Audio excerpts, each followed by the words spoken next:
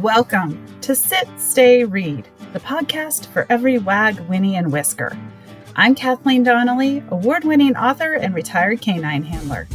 Each week, I chat with novelists about the bond we share with our furry friends and how they inspire stories.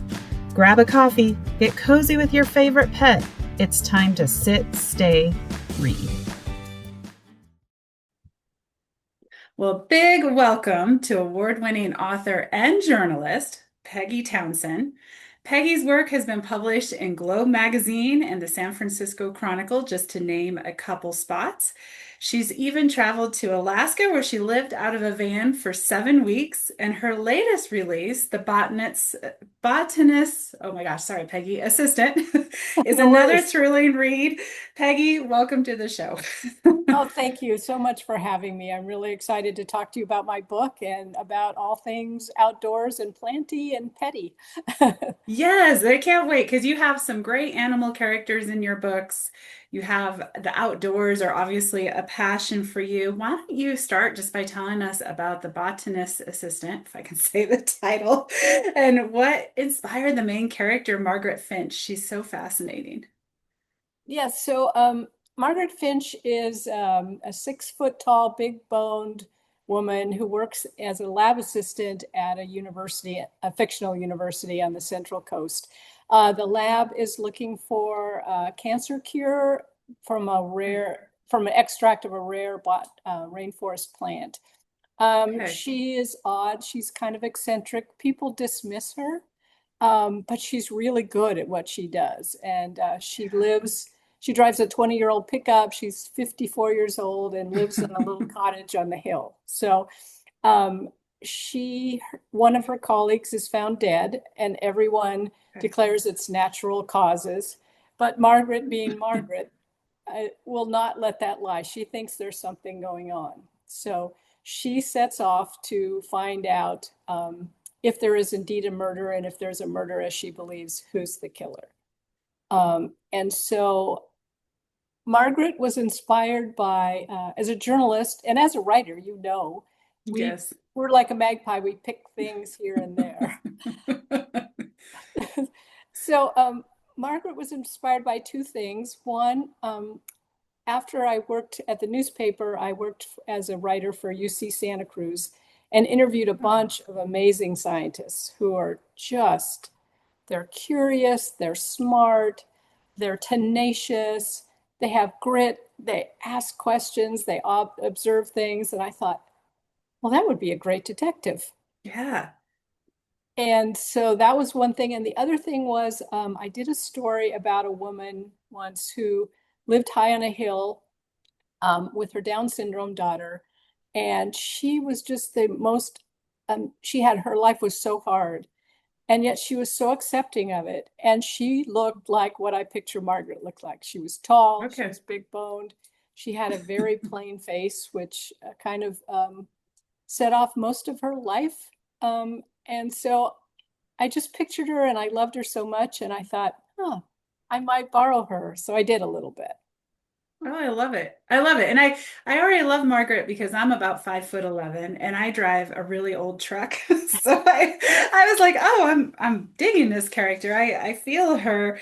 She sounds like she's very precise, very socially reserved, but precise, and just like you said, an amazing scientist. So fascinating to hear some of the people she was based off of. Now, is some of the science in the book based off of that work you did and the people you met? It's based off my idea of a scientist, how amazing they are, Yeah. and the things they've discovered and what they found out and how long and hard they worked on something. I was really inspired by them. But my sister is a scientist. Okay. And one thing I can recommend to your watchers and readers, if you ever get to go on a walk in nature with a scientist, do it. So Okay. she, I love it. yeah, no, truly. She was an environmental toxicologist for a long Oh time my and, gosh. fought really hard for the environment and we started going on, we always go on walks, but when I was thinking about Margaret, we went on a number of walks in the woods and in meadows and along a slough. And the way she talked about plants as her friends, because she I love knew it. all about them, really, really struck me. And then one day we were hiking up this hill, and I look at this plant on the side of the path that we were on, and I thought it was a wild carrot. And she said, "Oh no, that's a poisonous hemlock." Oh. And I said, "Well, how can you tell?" And so she had me look closer, and on the stem were little, looked like drops of blood. They were purple streaks Okay. that I think some people call it the blood of Socrates. But anyway, so here's this amazing, beautiful plant, and then this kind of deadly part of it. And I was like, okay, I'm writing about, I'm putting a botanist in my book. And so that was part of that's the roots of the book. Okay, I love it. And there's not only a love for botany, there's a love for animals too. And there is an animal character in this book. Do you want to share a little bit about the wonderful kitty you added into this book? Sure. So this is very funny. I vowed I would not have an animal in the book, really. And as a writer, but the average person would probably think, oh, she's really, nuts. What's wrong with her? But I was writing, and all of a sudden, a cat walked into the scene. Yeah. And it was a beat up, scrappy tomcat who has one eye. Okay. And Margaret, he adopted Margaret first. And then she reluctantly adopted him because she saw in him a lot of her. And so it's a tomcat, and she just names him Tom because at first she doesn't want to get attached to him. Yeah. But gradually, as animals do, Tom worked his way into her heart and what had been a pretty lonely life, Yeah. even though she was satisfied by her work, her life was pretty lonely. So Tom appears, and yeah, I really had fun writing Tom, and a lot of reviewers mentioned how much they like Tom. So I'm glad I he love came. it. I'm glad he showed up.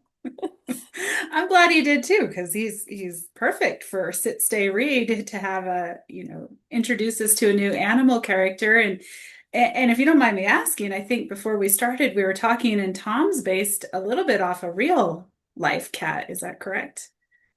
That's 100% correct. Like I said, like a magpie, I stole something that happened to my sister, who, it has cats. It has a cat, and very much a cat lover. Mhm. And one day, this cat showed up, a little, like tiny tabby showed up, and scrappy, ear bitten, a little rough around the edges.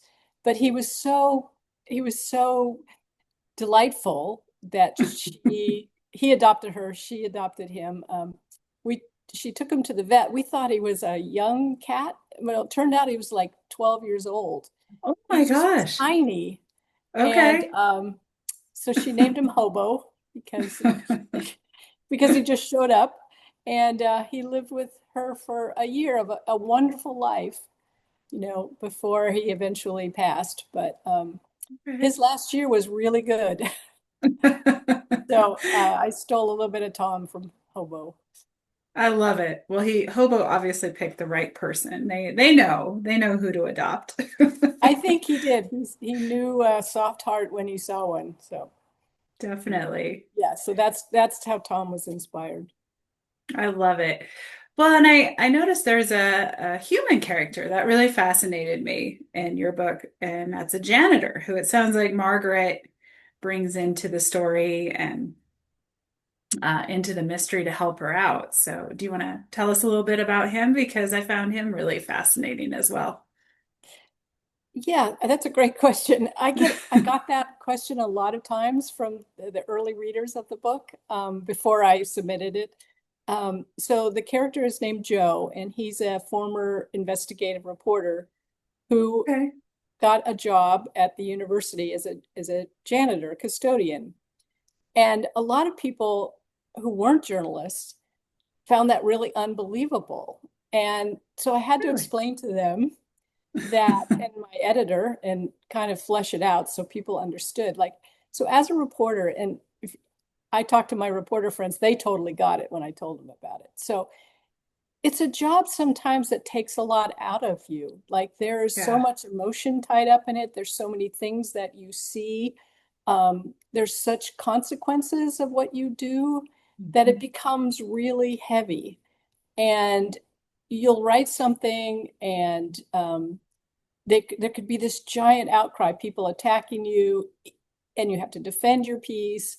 Um, and so it can get really heavy. And sometimes there were Yeah. times as a reporter that I thought, if I could just have a job cleaning houses or cleaning offices or delivering mail, something where I just went to Yeah. work, I did my job, I saw the results at the end of the day, and then I just went home, and I didn't have to Yeah. bring everything with me. There's not emotional baggage. So um, yeah, so when I needed a character like him in the book, and so I got it. Every journalist friend I know gets it, but I had to make sure that people understood that sometimes you just need to get away. And so he was kind Yeah. of clearing his soul doing this job. So I love it. I actually have a journalism degree and I didn't work much in it for all the reasons you just mentioned, especially the emotional toll. It's tough, and people don't realize that. I don't think. I think they think journalists just go out and get the story and that's that. But we see a lot, and you've certainly worked a lot in it. So it's really I get the character. good, good. So hopefully our listeners now have if you're not a journalist, hopefully you understand him and just a great. I think he sort of offset Margaret in a really, really nice way. So Yeah, yeah. yeah, Yeah. yeah. My editor, once she figured out why Joe was there, she kept saying, "More Joe, more Joe." So there's more I Joe love in it. there. But I what drew you to journalism, if I can ask? Oh, sure. I wanted a job where I could write. Oh, And I thought that would be it. And I did enjoy, there was a lot I enjoyed with it. Being tall, I played basketball and I thought sports journalism maybe was where I wanted to go. But as time went on, and actually while I was in school, the John Benet Ramsey case happened. And the murder and the grand jury, sort of from my freshman year to my senior year. And we were given assignments to follow that trial in that case, and it was just heartbreaking. And it still is that it's not solved. That this many years later, right. it's not solved. So it's yeah. So I think I remember the day I was waiting outside the courtroom garage. We were supposed to get video of the van coming out with the Ramseys in it, and I just thought, what am I doing? What do I want to do with, Yeah. why am I standing here waiting for video of this? So that's kind of my story with it. And that's when I did some freelance, but nothing like what you have written. You've written some amazing things and especially with the outdoors. So I wanted to talk a little bit. You lived in a van for 7 weeks. You did this twice, is what I read Correct. that you Yeah. traveling to Alaska on the back roads. What prompted, was this for a story? Was this just something you wanted to do? It sounds wonderful. How did this all come about? Well, that's another good question. So I always say my husband and I were van life before van life was van life. And we're great. We could have been truckers, long haul truckers, because we love to travel and go places. So twice we went, once to Alaska for 7 weeks in the van, and then once cross country on all the back roads for 7 weeks. And it turns out 7 weeks is about all I can handle. By 7 weeks, I'm ready to get home. That was the end of Um, it. but Alaska to me was such a magical place. Um, the people were interesting, they were hardy, they were tough, they were opinionated, they were wonderful, they were so open to us. Um, and the nature was just incredible. We took a boat to the Gulf of Alaska and went fishing for Wow. halibut and lingcod. Nice. We did an excursion where we went down, we rafted a river and did salmon fishing for king Wow. salmon. One night because you can, in the summertime, you can stay up all night. We fished a river for salmon. And as we were hiking toward the river, ran into two grizzly bears. Oh, scary. Yes. Yeah, I'm not afraid of a lot of animals, but I was definitely, these ones put fear in my heart. Yeah. So I just fell in love with Alaska. I fell in love with being in the van because it's four-wheel drive, so we could go place all, the back country, back roads and camp. It's what inspired my third book, which is The Beautiful and the Wild. Which I actually Um, happen to have right here. Thank you. Yeah. And I've always been an outdoor person and I love the outdoors. I mean, I spend as much time as I can outdoors, whether it's camping, skiing, running, hiking, uh, fishing, though not too much fishing. But yeah, the outdoors to me is very special and something that's so important to be preserved and held in trust for our children and It grandchildren. it is important. And it really comes through. I read The Beautiful and the Wild, and it's beautiful writing and beautiful and wild writing in it. And it really comes through. And we both are involved with a great project called Authors for Public Lands. And I've really enjoyed your articles. Would you like to share a little bit about what we're doing and your passion for the outdoors coming through there? Yeah, sure. Yeah, I'm very excited about the group. It came together in Denver at a writing conference last year. And it's just this great group of authors that write about their novels are often set in the outdoors, and people who just love nature, who have had adventures. And so we write about things that to point people in the direction of why it's important to save our national parks, some of the threats to it, personal stories about people. One gentleman worked as a ranger for so long, and his stories are fascinating. And they're all so well written. Everybody's just a great writer, right? And They, yeah, and we write about a topic, and what I love is that everybody includes how you can do something about it. yeah, It's not just that we say, "Oh, this is a threat" or "This is terrible." We say, "Well, this is a threat, but here's what you can do." Um, and so one of my first pieces was I wrote about Jeannie Houston, who is a wonderful writer, friend of mine, nice. who she wrote Farewell to Manzanar, and she was in the Manzanar camp as a child. And her book is wonderful. Her story just come hits your heart, like a grenade. It just blows you up, and it's something really important to know. And I worried Yeah, about the order that came down that these kind of things should be scrubbed and we should only do yeah, celebratory American history. And I thought, how could you wipe out my friend Jeannie's story? Like, how could you yeah. say that that is not worth knowing about? So, I wrote about that. Not It was so much in a wonderful. political way, but just to say, hey, think of the consequences. Um, Yeah.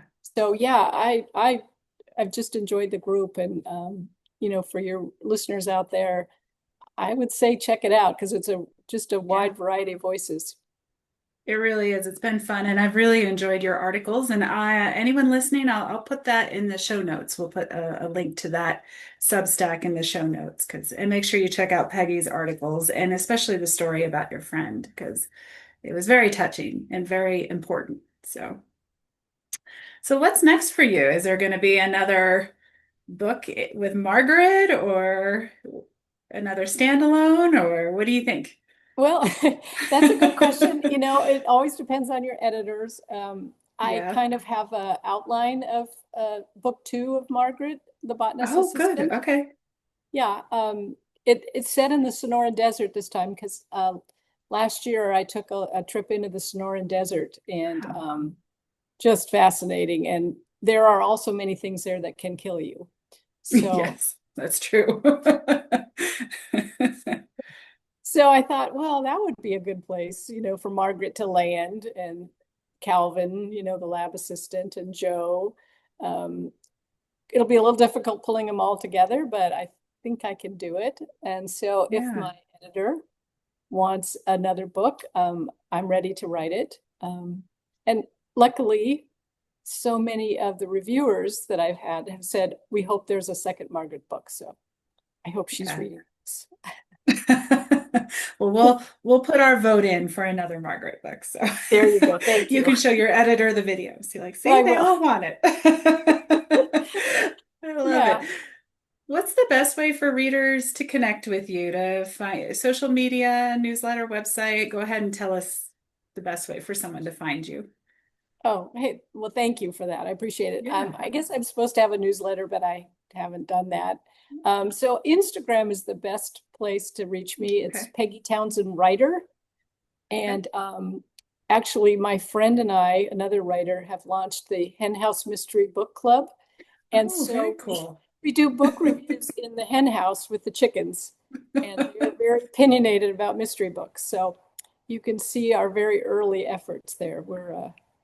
We call ourselves two idiots trying to make a video, but it turns out to be very funny because we're so bad at it. You never know what a chicken's going to do in the middle of the review. So if people I want love to it. I am definitely gonna have to check that out. And that is perfect for sit, stay, read. So I'll have to make sure I get that in the show notes as well, because that sounds perfect to be out reviewing books with chickens. So it's not as easy as we thought it would be. But so yeah, Instagram, Peggy Townsend Writer. You can okay. see the videos there of the Hen House Mystery Book Club review. So Oh, okay. So it's not a separate Instagram account. It's on your. it's on mine. Yeah. Oh, okay. I'm sorry. Okay, I got you. Well, I'll And make I sure we find you there. I do it with my friend Susan Sherman 625 on Instagram. So she also Okay. posts them. So she's great, Okay. very funny. So I love it. Who has the chickens? Are they yours or are they Susan's? they're Susan's chickens. Okay. And she's the narrator and I'm the director. And like I said, we're both it's funny because how clueless we are. So, and what the chickens do. One chicken in the middle of the review just started pecking at me at the camera. Oh no. I love it. They're funny creatures. People don't realize how funny chickens are. I raised them as a kid for 4-H and yeah, so I'm definitely going to check that out. I Yeah, we love call it. ourselves the Cluck Sisters. So I love it. Oh, that is so much fun. Well, I appreciate you coming on the show and giving us a little insight into the botanist assistant and just your whole background. Thank you so much. well, thank you so much for having me. It was a pleasure. Your questions were great. I love the conversation, and yeah, it was super. Thank you. Well, thank you. Well, everyone, it's the botanist assistant. And until next time, keep your tails wagging and pages turning. Thanks for joining me today. Sit, Stay, Read is a part of the Authors on the Air Global Network. If you enjoyed today's author interview, be sure to leave a review and share the episode with a fellow animal-loving reader. If you're curious about the world of working dogs and wilderness adventures, please check out my books at KathleenDonnelly.com. Until next time, curl up with your best furry friend and sit, stay, read.